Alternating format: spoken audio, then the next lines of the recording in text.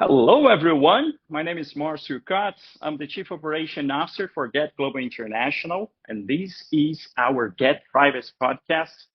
I would say a special edition of our podcast.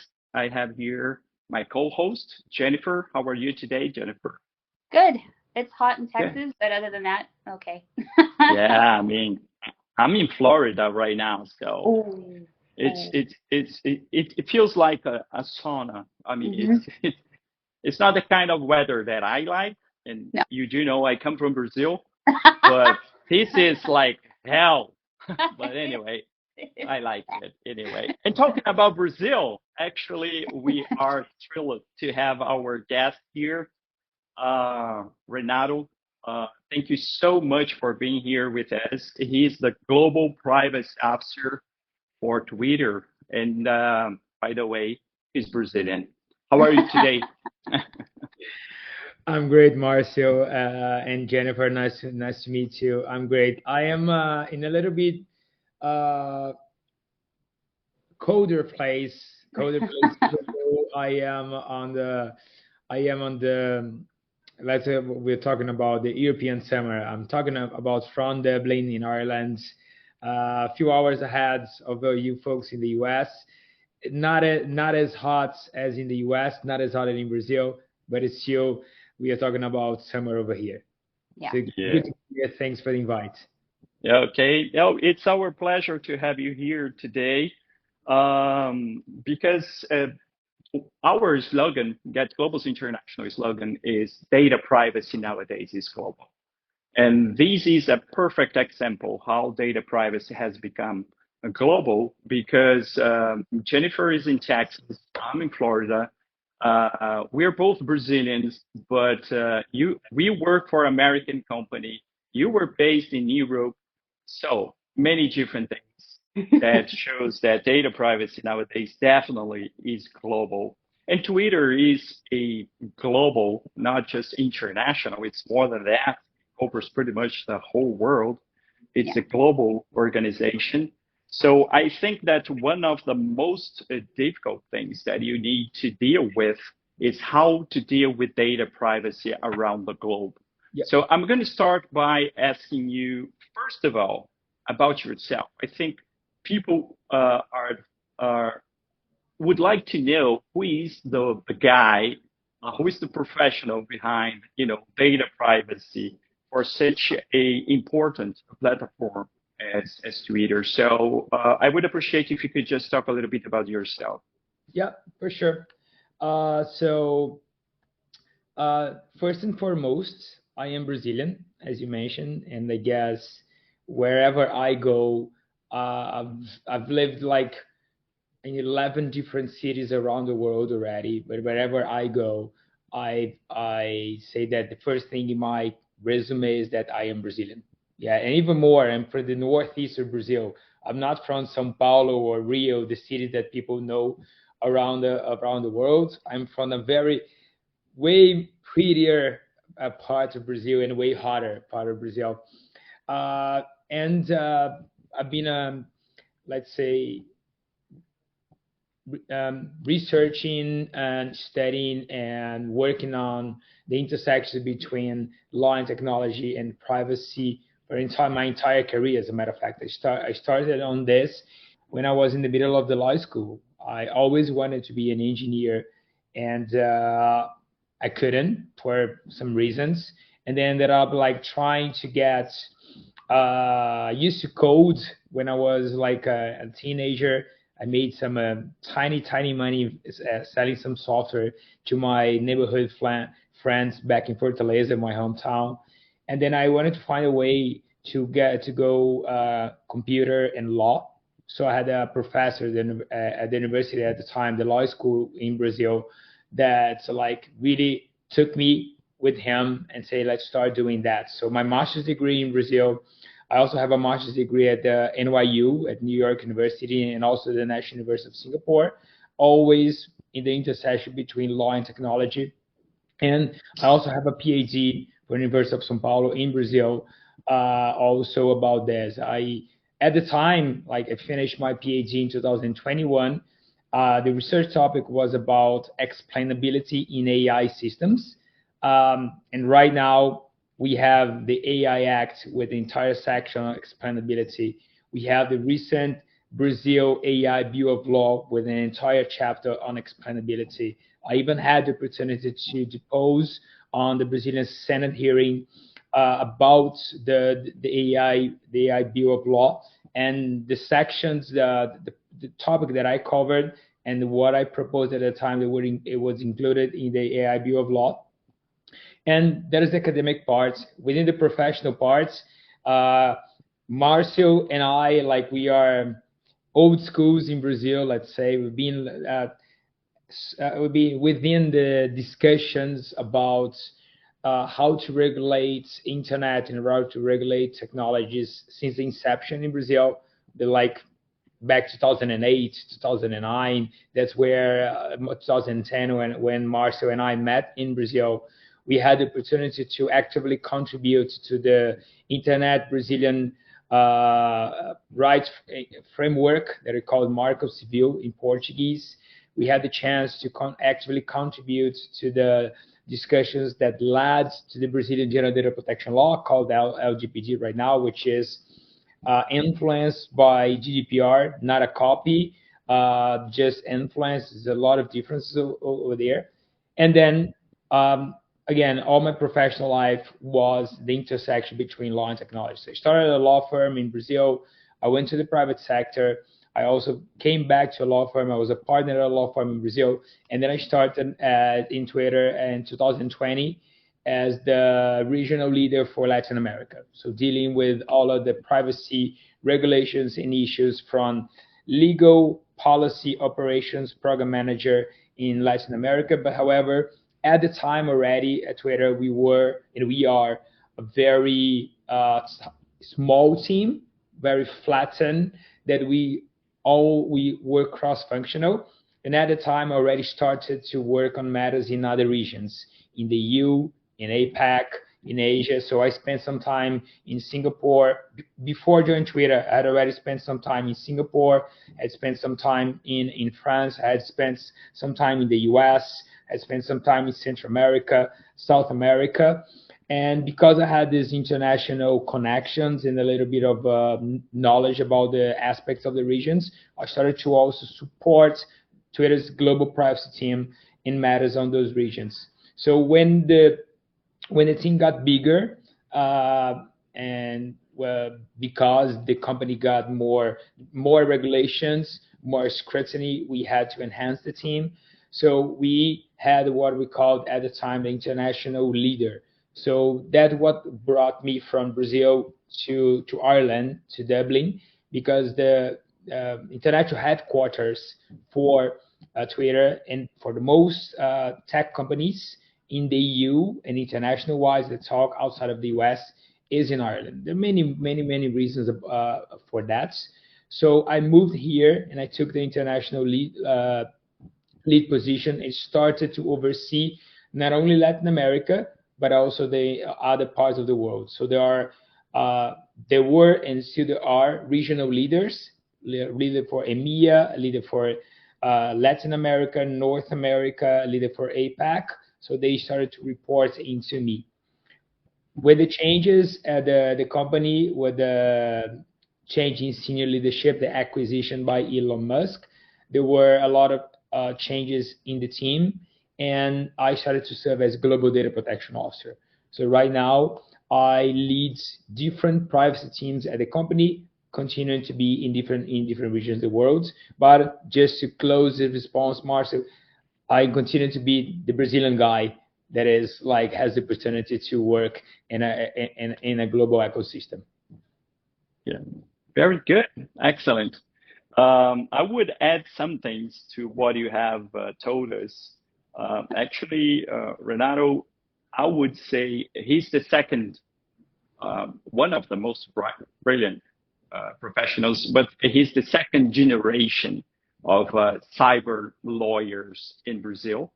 He has worked one of the best ones. He's our competitor, definitely, because we have a law firm. I do manage a law firm in Brazil, but Opsi Bloom, his name is Renato as well. Opsi is one of the best cyber lawyers in Brazil. There is another competitor, excellent, great human, Patricia Peck. She's great. She's amazing. And there is my idol, because for me he's the most important professional when it comes, and the first when it comes to technology in Brazil. Lemos, for me, he's amazing. Now I think he's teaching at Harvard Law School. He's just Ronaldo Lemos. That's his name. He's amazing. So Ronaldo, me, Renato Opsi-Bloom, Patricia Peck, and some others. We are the first generation, but this second generation is much, much better than ours. I mean, those guys, they are amazing. Renato didn't mention here, but they have one of the best data privacy programs, and his partner is also brilliant. Bruno Bion, he's as young as Renato, and he's just amazing. And both of them have, with me, with Opsi-Bloom, and many others, we've met because we helped the Brazilian government drafting the LGBT.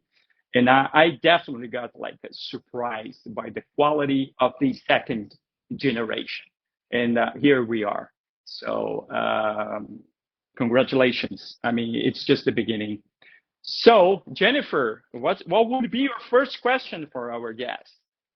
Oh, I think it's the $1 million question. What is it like to be the DPO of Twitter? I mean, I would think that my head would explode in the first hour. So I want to know how you keep it all together.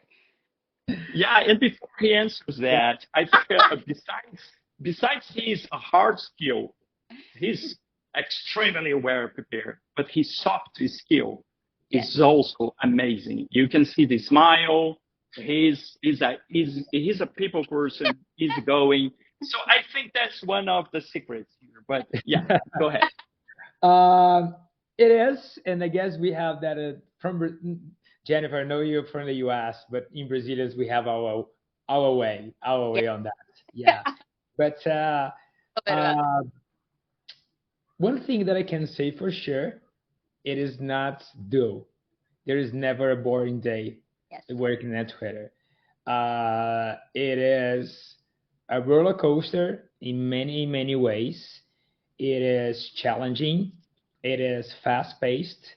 It is always, you are provoked to always think how to address problems and issues in different ways, more effective, and efficiency in different ways of efficiency.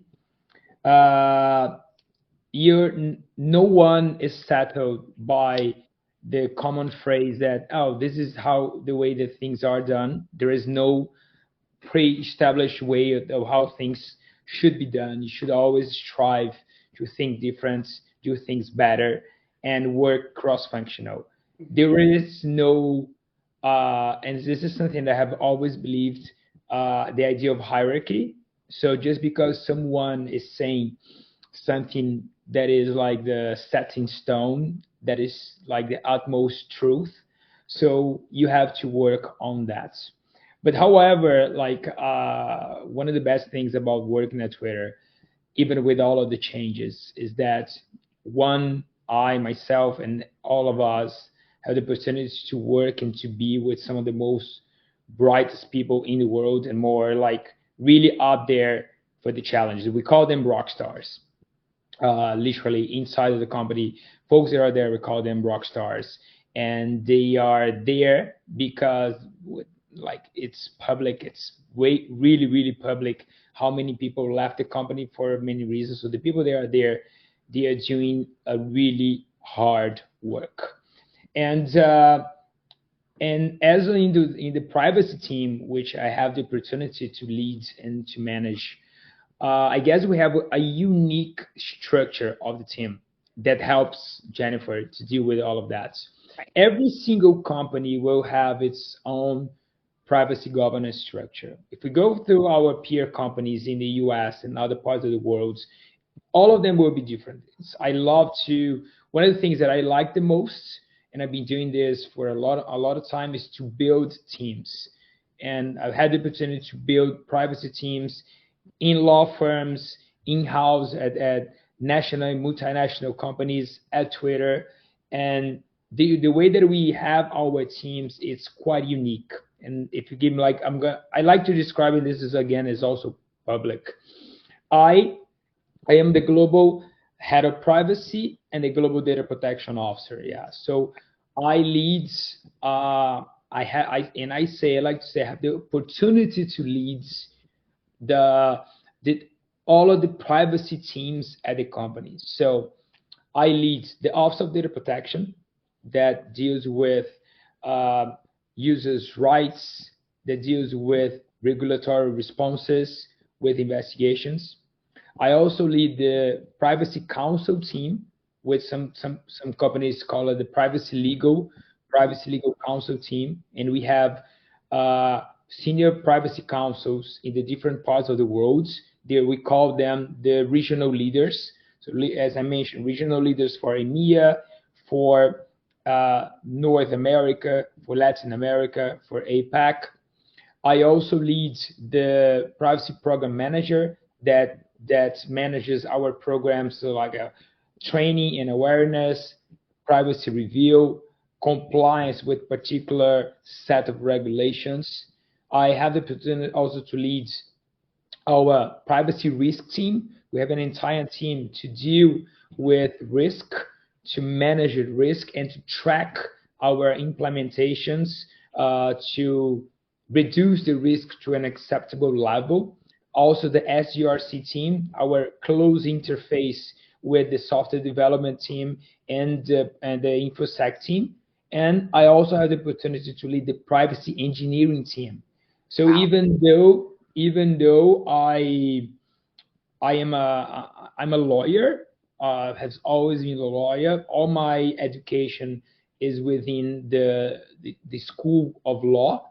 I now have the opportunity to directly manage engineers, and this is quite a challenge. This is, I guess, the most recent challenge that I have in the sense of managing people. So this is quite a unique structure. If you look at peer companies, like they will like have different, like the legal privacy legal team. Most of the times they are not at the same team of the Office of Data Protection. I also do privacy policy, and then for this I work closely with the folks from the government relations team over there.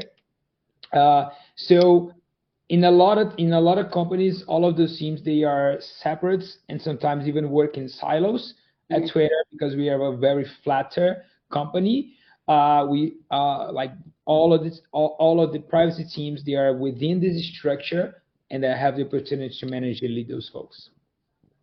That sounds to me like I don't like it when whatever I like or like doesn't really matter most of the time, but I think the teams and the company, the policy, the work, the privacy, all of that is much more effectively enforced or implemented and understood across a company where you have that integration, where you have those silos. I think that's where companies get caught in one department moving forward without ever having consulted another. And so the presentation to the public, especially if you're B2C, what you present to the consumers may be something very different than what is actually happening. So, when those silos exist, that is where I have seen those, the pitfalls and the catch-22s pop up. So,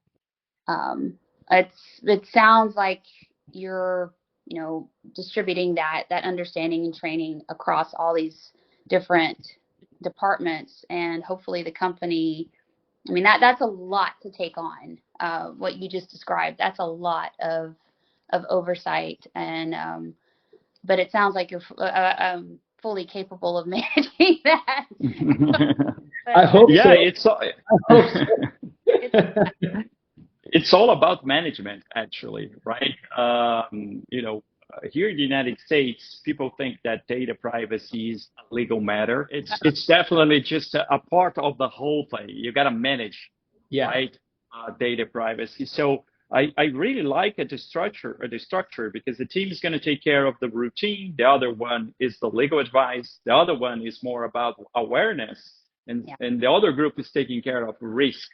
For me, it makes sense. And at the end of the day, it's a tech company. So PETS, privacy enhancement technology, makes sense all day long. Yeah. And actually, we have just partnered with a company called Ethica.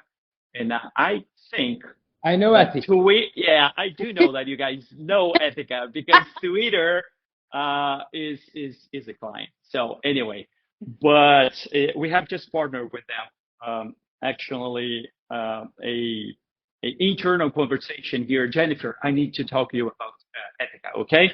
But anyway, I really like it. It makes all sense. And talking about pets, because for me, it's the future. Management, and by the way, just one step behind before I make a question on privacy enhancement technology. You've been working in many different countries, just as I have.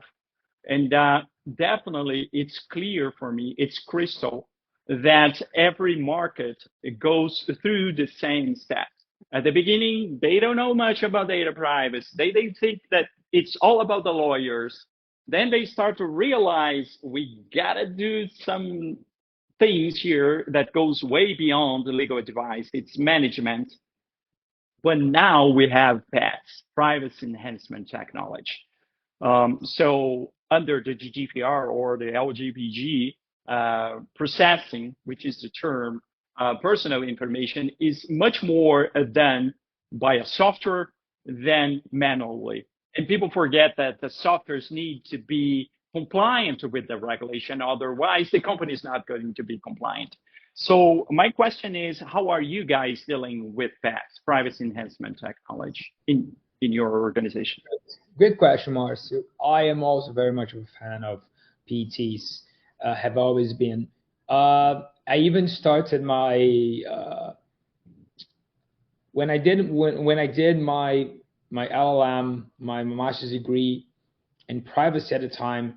I looked for some answers that I could not find in law, and then I started my PhD at the computer engineer school. I'm a lawyer because I wanted to find some answers from the technical point of view. In the end of the day, I failed engineering, so I resumed my PhD at. But now you manage them, right? As far as understood. Okay. Anyway, talk to them. It doesn't mean that I know how to do what they do, and then I changed it for philosophy of law, and then my PhD is on philosophy of law, and then in the end of the day, like philosophy will be the foundation for everything, but. Privacy enhanced technologies maybe is the bridge in between regulation and the technical point of view. And then we have an entire team that is focused on implementing PETs, the privacy engineering team, that now have the opportunity to manage. Some technology that we are using, that we are trying, at least trying right now, for example, zero knowledge proof, like how to know that someone is that person without exchanging a lot of data, how to get to a certain result, if it is false or true, if it is accurate or not, without exchanging a lot of time of data. We've been trying that internally for some reasons. We've been trying what I love to like confidential computing. So to have a safer environment to process certain types of data, those trusted execution environments, even for testing, even for let's test this in a trusted environment that we don't need to put the feature into the wild, like launching and then testing. We've been using that. Differentiation privacy for some type of targeted advertisement. I myself have been advising teams to implement, at least try differential privacy, so we can do some types of ads targeting at a time. Uh, we are thinking of in some situations to use synthetic data to how to even for train ML models for different ML models. So get a data set, replicate the same characteristics of that particular data set, and then train ML models on that particular non-personal data, synthetic data sets. So we've been also thinking about that. Um, we could use federated learning for some things in for training, but we are not mostly uh, that is since we are mostly a software-based company and we rely on most on other third-party computational power, then the federated learning would be a little bit more challenging, but we are. So the implementation of privacy enhanced technology is a part of our privacy review process in software development life cycle process. Okay, so when we are performing our privacy review, and even in the situations, and even more in the situations where a data protection impact assessment is needed, and we have the opportunity to suggest some mitigation measures, some of those measures are privacy enhanced technology, some of those that I highlighted here. That is one situation where we can use or in, provide incentives to use PETs. Another one is company-wide projects that I cannot talk about which projects. Company-wide projects that will take into the development some types of PET. So, and also we have the opportunity to work together with external stakeholders, such as the UK ICO, which has an amazing material on PETs that we had the opportunity to engage with when they were developing and updating. Some of our trade associations that comment on PETs, we have the opportunity. Our regional leader in Singapore is closely involved with the PDPC in Singapore, the Singapore Data Protection Authority, on commenting on PETs. Is also very, very eager on PET, working on trade associations, regulatory sandboxes for AI and other matters. So it's really embedded in our current work. Amazing. Yeah. Very good. Well, I have a follow-up on a question on the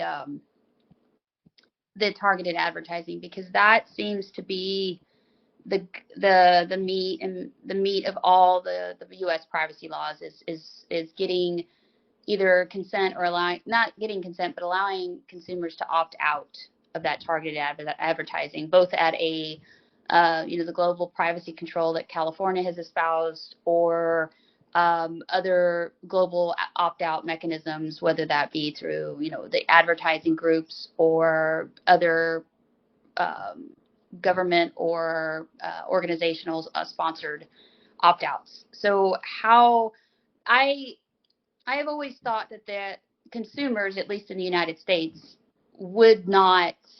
do not mind as much when they are tracked. I have found that as a society, we don't, or we didn't. I don't know that as this awareness matures in the United States and globally about what data is collected about us in our daily lives, if that will change. And for Twitter, I think it's a little less.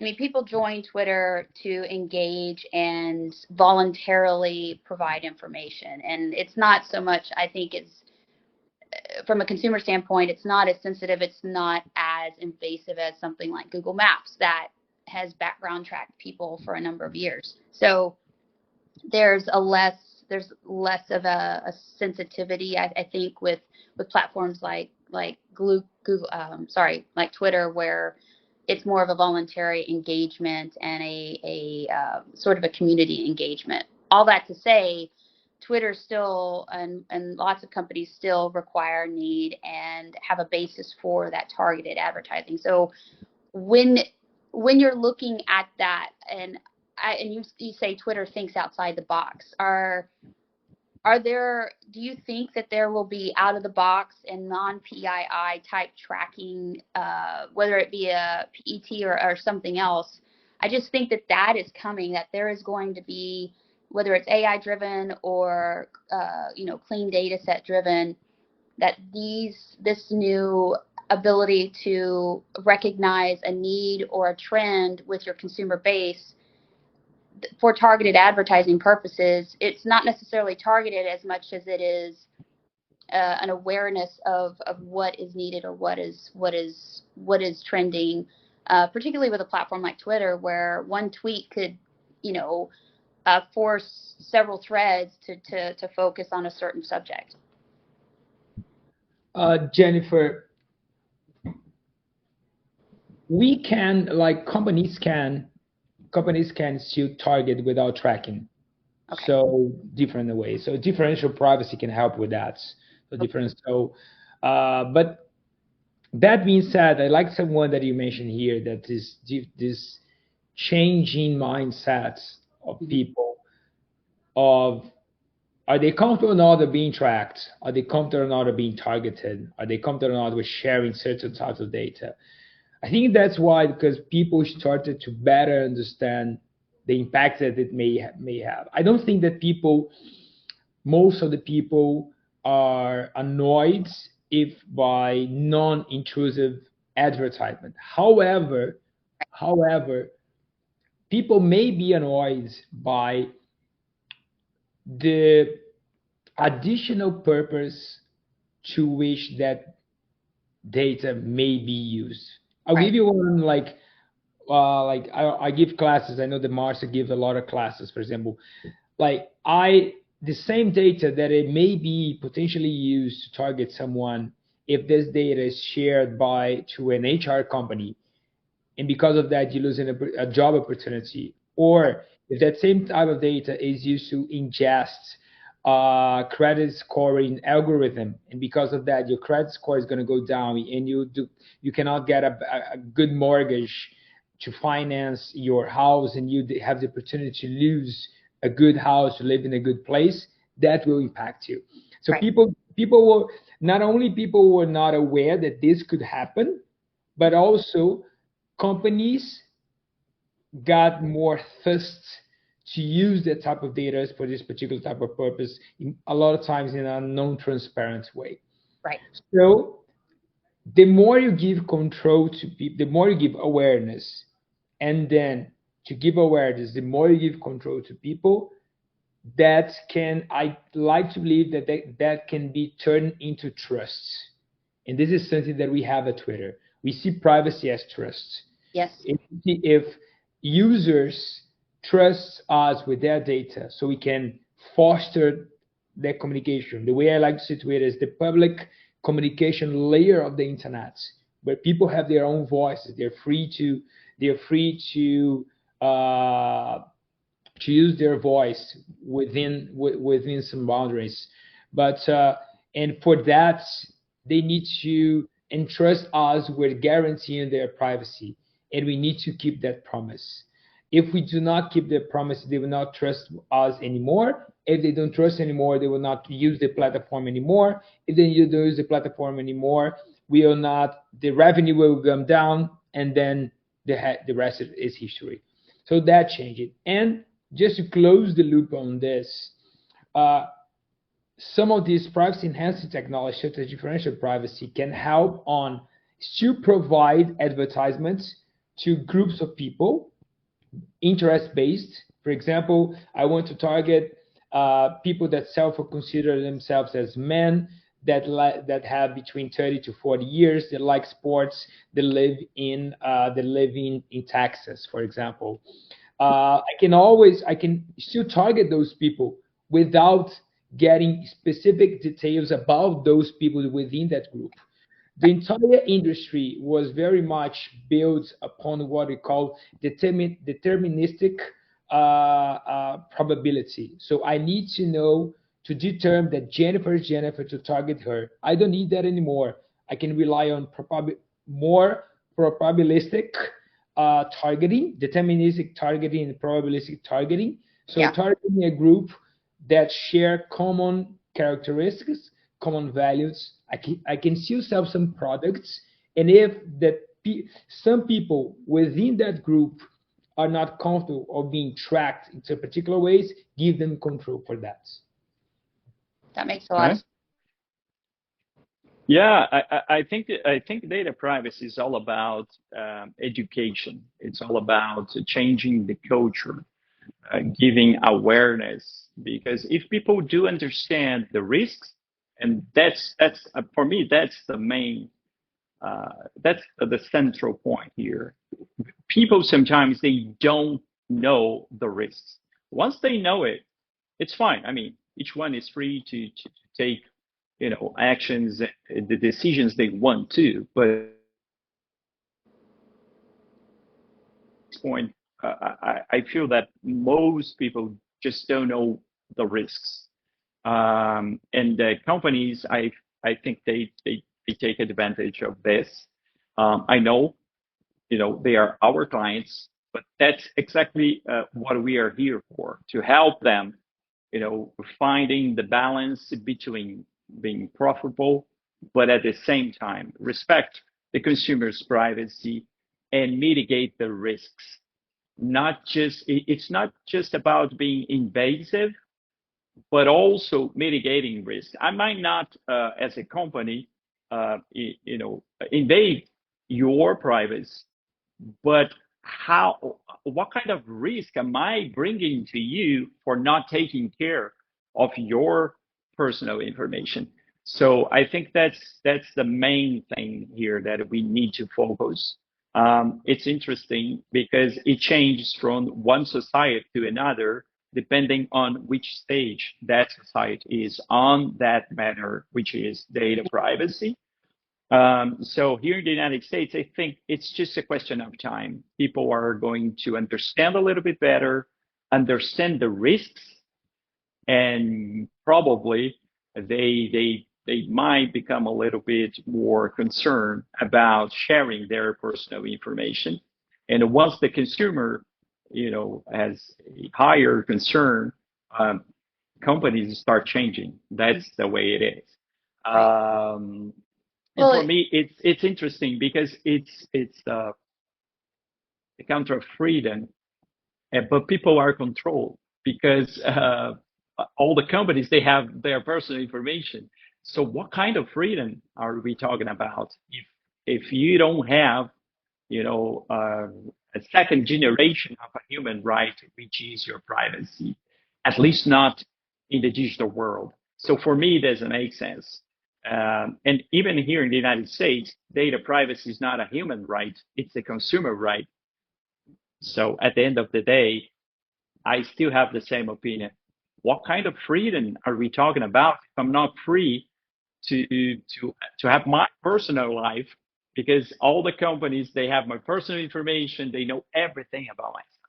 So anyway, it's just a philosophical, sociological debate here, but it's something that we should definitely give some thought on. There's I don't remember the authors, but it was a research article I ran across, I guess early this year, back in January, and it talked about how, as human beings, we have a very real, physical, visceral understanding of our personal privacy in the tangible personal privacy in person in real life. But as far as that awareness, we as a society, as a world, we have not yet come to grasp the understanding or understand an interaction in the virtual world when it comes to our data and the privacy that surrounds the bits and pieces of our lives that we send out onto the web every single day, so that we don't, and certainly in the United States we don't, there's very little awareness. I think it's coming, it's changing, but having personal space, for instance, we're very aware of that. That is something that is very tangible. But the personal space or the personal privacy when it comes to, giving my grocery store information about what I eat, what I buy, when I buy it, when I have emergency runs, those types of things. We don't understand that is giving away information about our activities, and it's very, very valuable information. But that was very informative, at least to me, to that is a real thing. We don't truly, as human beings, have an innate reaction or understanding to how valuable and how much of our information and personal lives and privacy is out there, because there's no real physical, tangible feel to it. Anyway, it's as a human study, it was extremely interesting. Yep. Yeah, Definitely. And I think that's one of the things that made Americans think about is, why are Europeans so crazy about data privacy? And now we have this new agreement between the U.S. and Europe about the international data transfer framework. So Renato, as the global privacy officer for Twitter, a global company, how do you see this new agreement? How do you think that international data transfer should be addressed or should be regulated? From the practical point of view, I love it because it's way easier for me. Yes. Like there's a lot of formal legal instruments that we had to put in place in order to properly transfer data from the EU to the US and to other parts of the world, as a matter of fact. So we always relied on standard contractual clauses. And after the Schrems II decision, there were many additional measures that we had to put in place to have to continue to rely on SECs. Now with this change, now with the data privacy framework between the EU and the US, we don't need that anymore.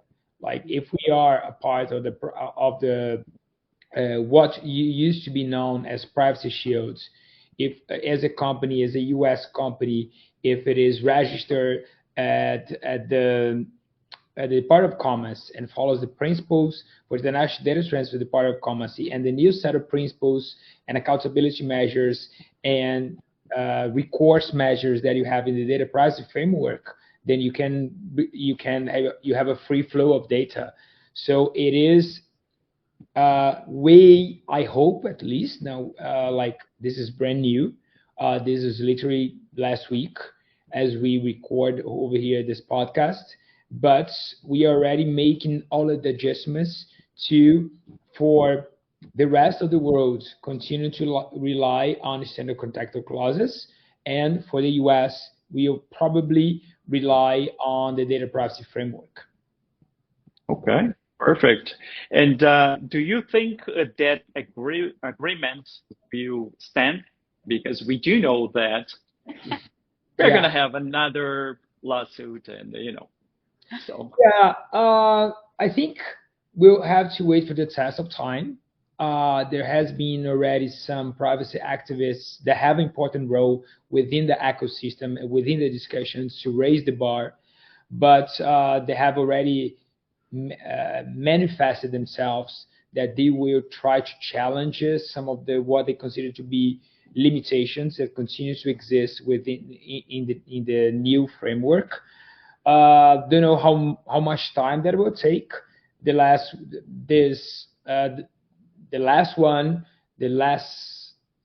took, if we were to count when the first challenge and when the privacy shield was considered new, it took 8 years, I think, if I'm not mistaken. So I don't know, but the way that the new framework was drafted and agreed is, at the way I see, way more robust than the tools that were available for EU citizens, EU people at their privacy shields. And then it goes, Marcia, to your previous comment, that why are Europeans so care so much about privacy? And then I guess 2 world wars and many state surveillance and private surveillance history tell them and me that I'm here right now, what if your privacy is not guaranteed, if your privacy is destroyed, what it can happen to your life and your basic human rights. For example, Marco, if we were to look at Brazil and the history of Brazil and Latin America, we have different reasons. Like the entire Latin America, with few exceptions, they were subject to military dictatorships that eroded privacy for every single person, and that had a direct impact on individuals and individual and collective liberties. So the way that we think about privacy is based on our last 50 to 60, 70 years of history in Latin America, for the last a little bit more than 100 years in the EU. In the US, they'll probably think the way that they have been drafting their state laws and the discussions at the federal level, incentives will be a little bit different.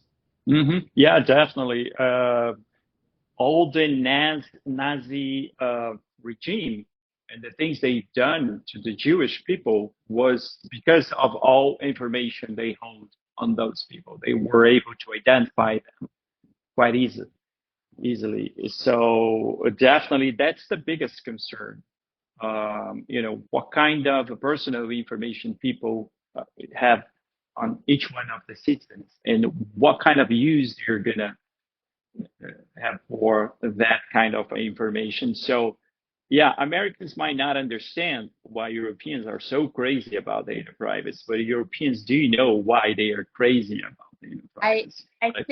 I think we're getting a good I've always compared, because I spent some time studying in Scotland, and it was only about a month or so, but Europe and England, I always describe them as, the 30-year-old, 30 to 40-year-old in the family that's a little bit more mature, that's kind of understands that everything's not a crisis. In the U.S. is, the 13-year-old girl with who everything is a crisis and it's always drama. So I think in the United States, from a privacy standpoint, and the ability of that information to sway public opinion and affect government and affect freedoms, I think, at least from my perspective and my humble opinion, we are seeing that very real today, not just through our media, our news networks and that, but how our online, online anger machines affect an entire section of our population and how they view the world through a very, very narrow lens. And I think we're starting to understand how that information affects us in a very real way, especially our interactions with each other. And I think COVID exacerbated that, because we were all very much pigeonholed and segmented and siloed in our own little world. And I think having people going back out into the world and interacting with each other makes us realize we're more alike than we are different. And I think Europe and Latin America, I grew up on the border of Mexico and Texas, so I have a little bit of exposure to, parts of Latin America. But I think there's a much more, I don't want to say relaxed, but mature attitude when it comes to people living and working together and what that means as a collective. In the United States, we're all about, that independence. But if you take, for instance, the Washington health law that just got passed, that was an aggressive law.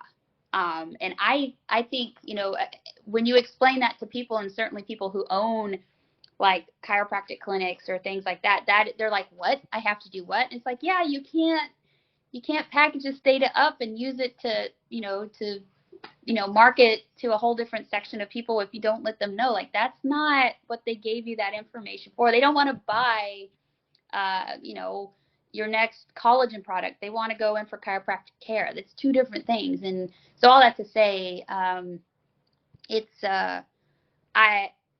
having studied in Scotland for the little bit of time that I was able to, you realize I think Americans we're starting to understand that this whole world does interop and world live together, and we don't necessarily have to have a crisis or react the way we do and take things for granted like we have been. It's certainly the freedom of information and the ability to get truth, because that goes back to your point about trust with Twitter and developing that trust. And if we can't trust the information we're provided, then what are we supposed to do?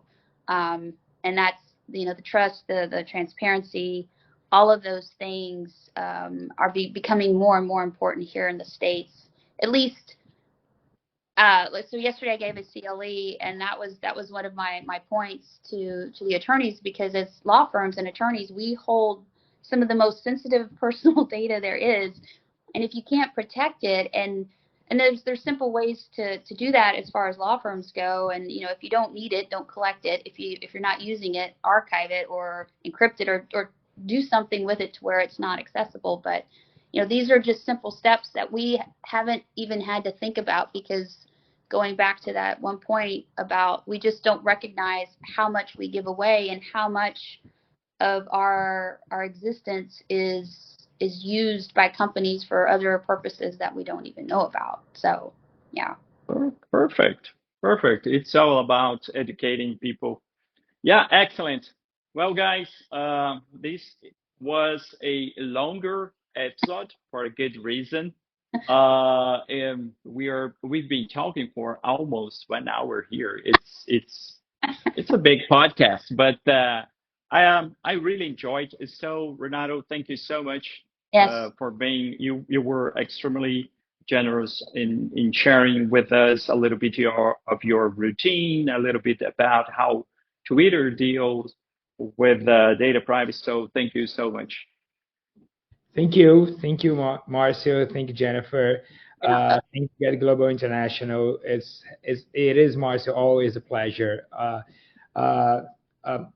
Congrats for the initiative, like bringing the voice not only to Brazil but other parts of the world. I'm glad that I had the opportunity to talk a little. It was a very pleasurable conversation, and hope we can keep in touch. Okay, perfect. So thank you so much. Data privacy nowadays is global. So yeah, we are gonna keep doing our podcast. So I would invite everyone to also check the previous episode and keep tuned for the next one. Thank you, guys. See you later. Bye bye.